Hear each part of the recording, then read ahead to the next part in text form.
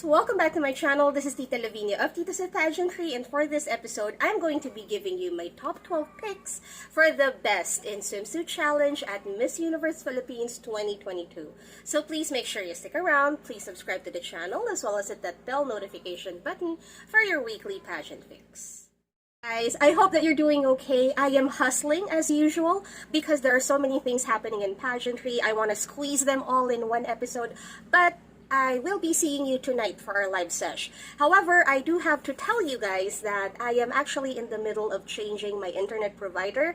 So there might be a little gap in this little thing that we do where we update each other almost on a daily basis. So you might not see me for at least a couple of days because, yeah, installation does take a little bit of time. But I'm going to try and find more ways to connect with you all, especially because, like what I mentioned, so many things are happening.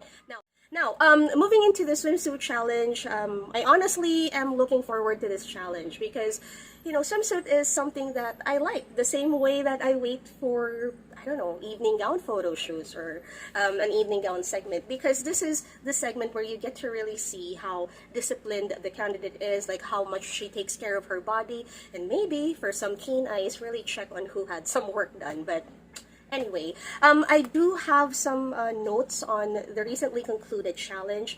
I felt that, number one, they should have had a theme. It could have been maybe a similar swimsuit cut. It could be a similar color, because it was just a little difficult to judge when you have all of these different body types, all of these different styles. I mean, how can you judge someone who is so overtly sexy as opposed to someone who has like a more modest swimsuit? So I just did not feel like there was a common ground. My next point that I would like to raise was that I wish there was some sort of a swimsuit vetting. I felt that some of the ladies went overboard with their swimsuits. I mean, they're all very sexy, of course. They're all, very womanly. They have different sizes. There are some who are more petite, some who are more full-figured.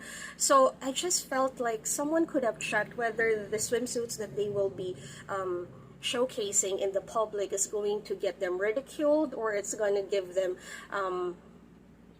some not so good opinions on body image. And the other is it even appropriate? Because some of the swimsuits that I saw were just so skimpy that you don't even know what the branding of Miss Universe Philippines is anymore. So I just felt that maybe someone could have been there to maybe, check whether, we're still on the right track. Because we have to understand, guys, in pageantry, it's not just comprised of us adults. We have younger folks who we have to be careful with in explaining sexuality, in explaining highly sexualized images. So I think that this is also the responsibility not just of the candidate, not just of their handlers, but also with the people in the organization giving this a go-ahead.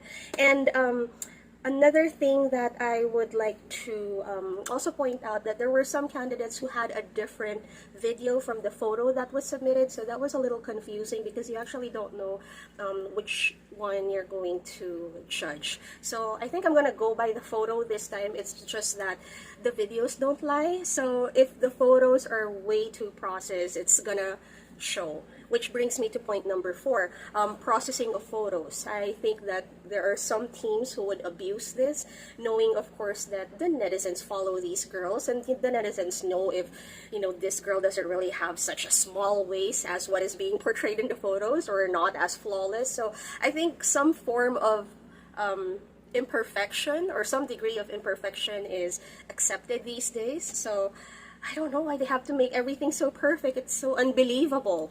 So there. Now, I picked 12 girls for you, and I'm really very excited because I think that there will be a mix of new names in this list. So I'm going to start with number 12. She is, of course, Dani Kamcam of San Juan. And welcome, Dani. We're now going to talk about you.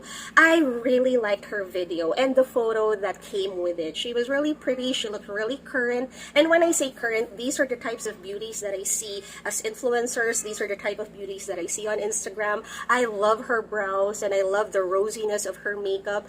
I think it complemented her pink swimsuit. My only issue was that I think she was also a little misguided with the swimsuit because she was one of the ladies who had the skimpiest swimsuit. And when she turned her back for that video, you could see that you could really discern her cheeks. It was really cheeky. So I don't know. Maybe they could have switched the bikini bottom and made it like more wholesome.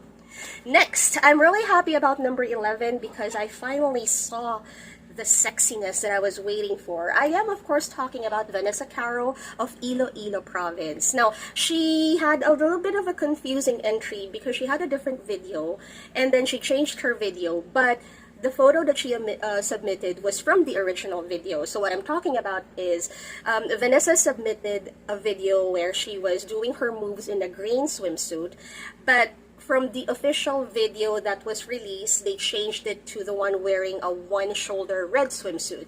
But with the photo that they released for voting, they released a video, a photo of her wearing the green swimsuit, in which we didn't really see the green video.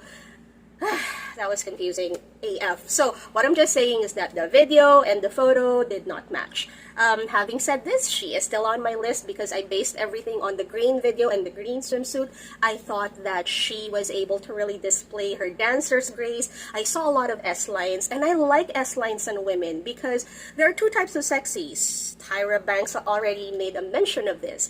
There's sexy that's appealing to men, and there's sexy that's appealing to women. And when it comes to women, it's more fluid, it's graceful, it's a lot of S-lines, it's not always with, the legs part. So there's more of like a graceful movement or balletic movement that comes with sexiness that's appealing to women. And I think she was able to display this because her red swimsuit video was, I think, more on the athletic side. So I would have preferred if she just stayed with the green one. I'm just happy that she picked the green photo because, yeah, it made the eyes look at different angles because she did break her body in different angles. My number 10th spot goes to Lapu-Lapu City's Sashi Chesap. I'm so sorry, Sashi. The last time I think I butchered your last name, so I'm going to try and make up for it this time. So Sashi is consistent in the competition. I love the video that she was able to produce. It was light, it was airy. She was wearing a yellow swimsuit. I think it was printed at the bottom, but it doesn't matter because it really reminds me of summer. Even the lighting, everything is just so H&M commercial. So I think she did a really good job. But most of all, I think we have to focus on this body because she is fit, she is absolutely toned and ripped. So kudos. For me, that really shows discipline. Next, the Cebuanas are really dominating this competition. Number 9 on my list is Mandaue City's Imabellucci. Now, I love this video because it was directional. It had a very vintage 80s feel, but employing a lot of the technology in the present. I love the lighting.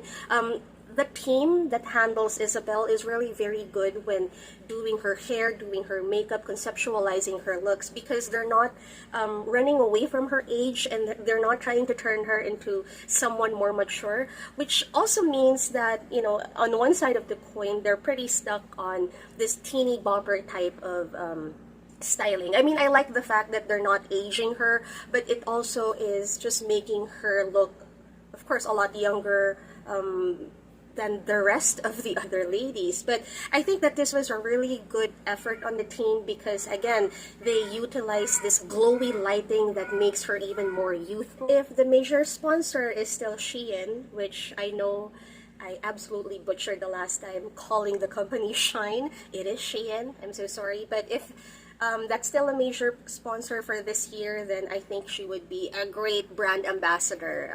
She really does have that vibe, so kudos to the team.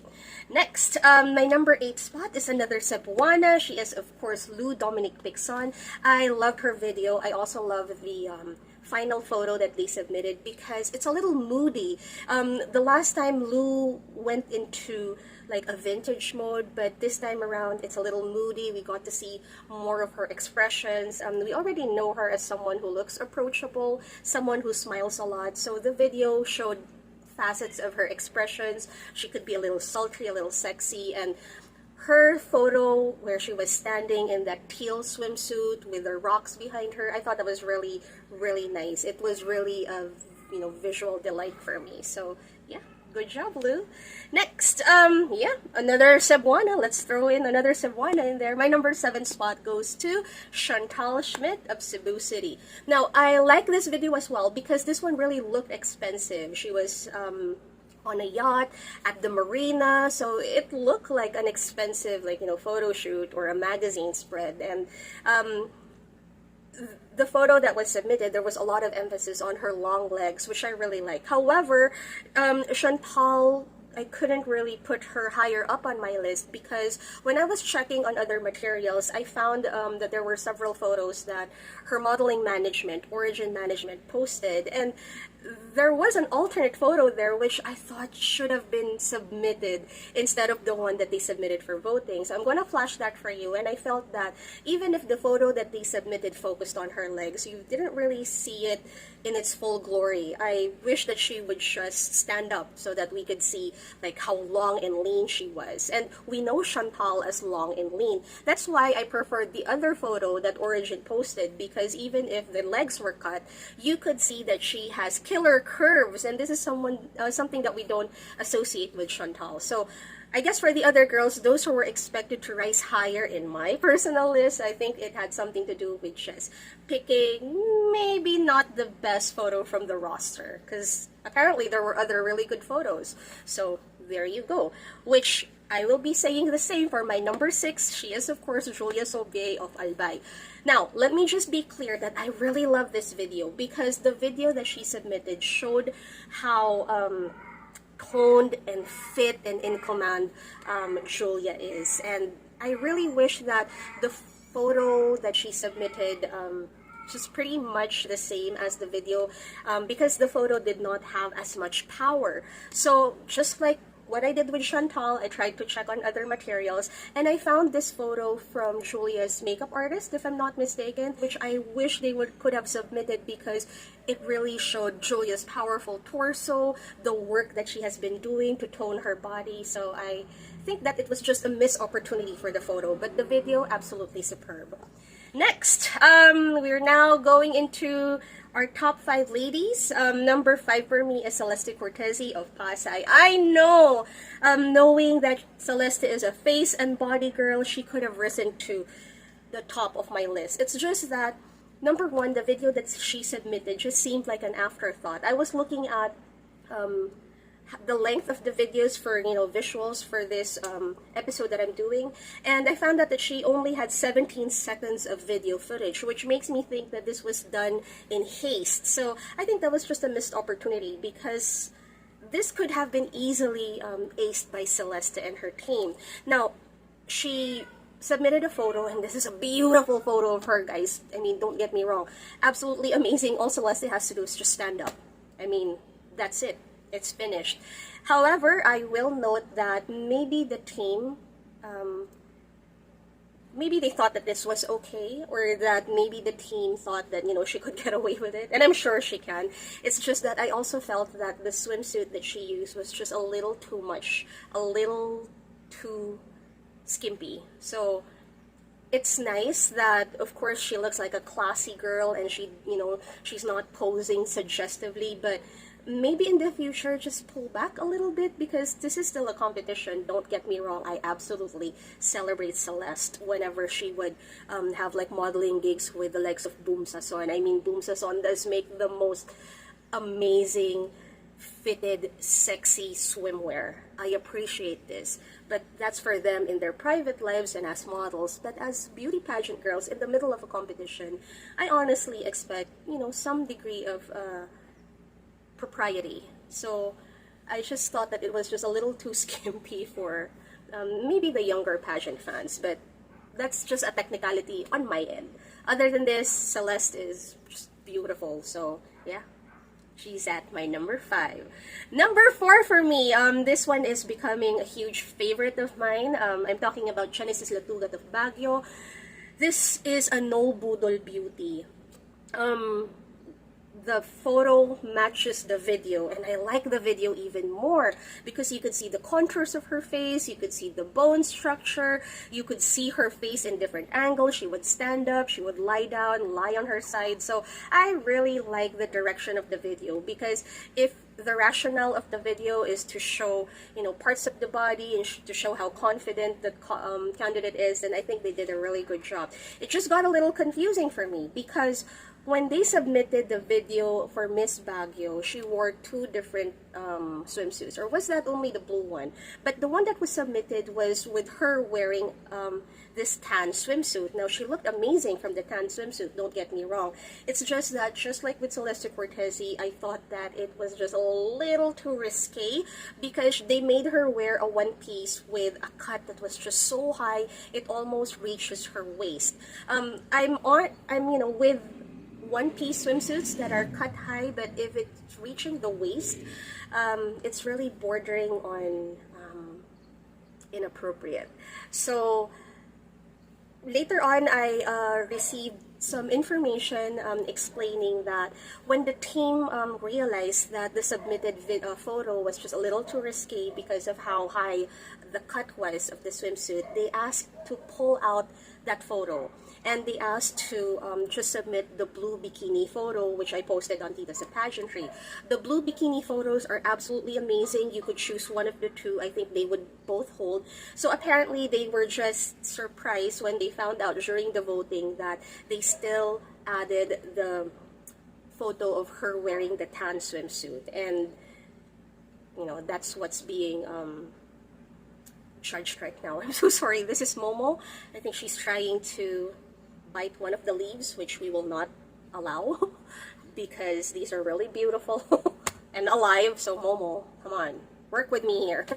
All right, so yeah, that's the situation. They submitted a different photo and voila, come voting, they're with the original. Number 3 for me is, of course, Bohol's Pauline Amelinx. I love everything about this. I love the video. I also love the photo that she was able to publish. Green is a really good color for her, I think. I like that everything really worked in her favor. She could have risen to my top position. It's just that I also considered the comments of the other netizens. And yeah, we also noticed that just the processing of the photo seemed a bit too much if you compare it to the original video and how her body looked in the video. So the thing with Pauline being on my top 3 is because, you know, she submitted really good content. Maybe they just went a little overboard with the processing of the photo. Next, number 2 for me. Number 2 for me is Katrina Legato of Taguig. I love the artistic shots of her when she was lying down on the gondola, and there were shots that she would just be, you know, like modeling on a gondola. It was just a little confusing for me because gondola, there was a lagoon, and then the mall. So I just wish that they could have done this in like a more natural setting because I'm looking at all of the elements, it just doesn't add up. And then she was in this crazy gold swimsuit. Now, again, in normal circumstances, I would love this swimsuit. It's just that, yeah, it's still a little too much for Katrina. I think what saved Katrina, and you know, she could have easily gone into my number 1 spot. What saved her is herself. She is fit, she is toned, beautiful shoulders, really powerful, beautiful face too, and skin. She's hairless. I mean, this one really prepped for a swimsuit shoot. And, you know, I like girls who make an effort. I think that, again, I've said this about Katrina before. I think that sometimes her styling team just has a tendency to go overboard because she was already made up. Her hair was already curly. She was in a striking gold swimsuit with lots of strings, you know, going back and forth, to and fro. And then she had, you know, big earrings. So maybe just pull back a little bit, perhaps. That was my only thing though. So other than this, she looks amazing. Body looks amazing. I appreciate the team putting effort. But yes, maybe in the future, less is more for her because she's pretty consistent in the competition. Number 1 for me. Now, took me a while to come up with number 1 because I tried to change up the positioning, and I finally found out why she's number 1 for me. I'm talking about Michelle D of Makati City. Now, Michelle was in a shoot that seemed really simple. It was happy. It was summer. She was in a pink one piece. It was also rather sexy because it was cut high. But I think the difference from all the other ladies who I had a similar critique on is that hers seemed more wholesome. Hers seemed more modest, even if it was cut too high. And I like that they straightened her hair because she cut her hair, and I think that if you cut your hair like that, it's really nicer if you put it straight. It's nice also when you do a little bit of experimenting, but people seem to like her straight bob as opposed to her messy curled up bob. And I like the makeup as well. It was rosy, she was tan, and even the photo that was released, there was processing involved, yes, but it was just to brighten the colors. It wasn't really to alter her image or her body too much. So I like how the end result looked, because it seemed like it could be a calendar. It seemed like it could be a giveaway for an apparel company or a swimsuit company, or maybe you know, for sun protection. I thought that out of all of the photos that were released for the swimsuit, Michelle's was the most commercial, and it was approachable, and yeah, like what I've been repeating, wholesome and seemingly appropriate. So there you go, guys. I hope that you enjoy this. But then again, this really won't matter because the ladies who will get to win the swimsuit challenge will of course be the most popular, as this is a voting type of contest. So I will see you hopefully very soon. Pray that we get our new internet provider installed on time. And thank you so much, guys. I'll see you. Bye.